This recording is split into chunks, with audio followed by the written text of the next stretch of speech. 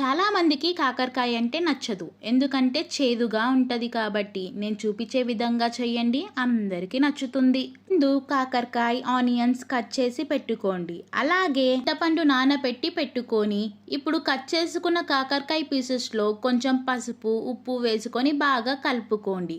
ఇప్పుడు స్టవ్ మీద బాండీ పెట్టుకొని పల్లీలు, మినపప్పు, జీలకర్ర, ధనియాలు, నువ్వులు వేసుకొని చిన్న ఫ్లేమ్లో పెట్టుకొని వేగించుకోండి. మాడిపోకుండా ఉంటాయి. అవి వేగిన తర్వాత గ్రైండ్ చేసుకోండి. ఇప్పుడు బాండీలో ఆయిల్ పోసుకొని జీలకర్ర, ఆవాలు, ఆనియన్స్ వేసుకోండి. ఇప్పుడు అల్లం పేస్ట్ వేసుకొని పచ్చివాసన పోయే వరకు కలుపుకోండి. కరివేపాకు కూడా వేసుకోండి. ఇప్పుడు పసుపు వేసుకొని మంచిగా కలపండి. తర్వాత కాకరకాయ పీసెస్లో కొన్ని వాటర్ పోసి మంచిగా కడగండి. 2 to 3 టైమ్స్ సాల్ట్ వేసుకుంటూ.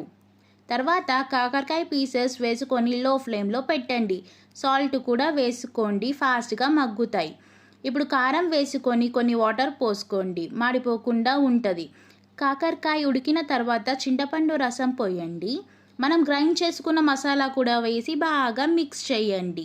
లాస్ట్కి కొంచెం కొత్తిమీర వేసుకోండి. టేస్టీ కాకరకాయ మసాలా రెడీ అవుతుంది.